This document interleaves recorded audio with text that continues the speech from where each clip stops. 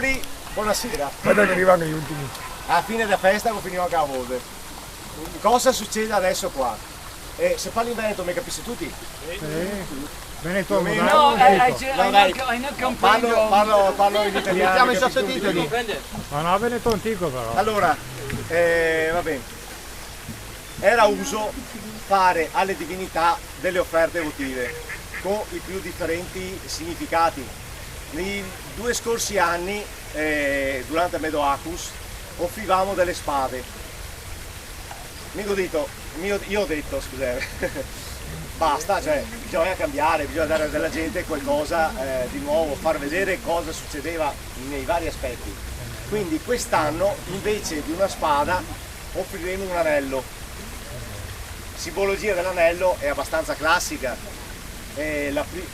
Premetto che quelle che facciamo noi come associazione di Veneti sono cerimonie didattiche, cioè pensate a vedere una puntata di Quark, era fatta così, chi vuole può sentirsela importante, chi non vuole dice sì, sto guardando la puntata di Quark, cioè non prendetela troppo sul serio la faccenda, chi vuole sentirla leggera.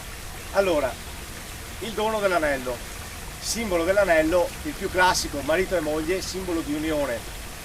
Noi quest'anno abbiamo deciso di consegnare al Medoacus un anello perché abbiamo trovato sull'antico alveo del fiume del Medoacus, sempre lui, ma verso la foce, sull'antico alveo suo, un anello con la scritta Ostis. Ostis in venetico e anche in latino significava confine, ma anche soglia, passaggio, cioè il tratto che unisce.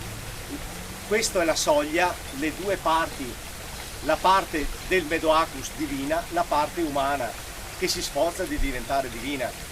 Quindi consegneremo, secondo questa tradizione, secondo questo reperto che abbiamo trovato, l'anello al Medoacus. Come poi, qualche secolo dopo, molti faranno immediatamente l'analogia, il doge dal Bucintoro consegnava la laguna durante lo sposalizio del mare. Noi ti sposiamo, o mare. Andiamo in rappresentanza dei popoli di queste zone, del popolo di queste zone, vado a consegnare questo anello al Medoacus. La cosa era semplicissima, vado là, lo metto giù e torno indietro. Quindi, ma assistetelo, è sempre una cosa suggestiva, non si vede tutti i giorni.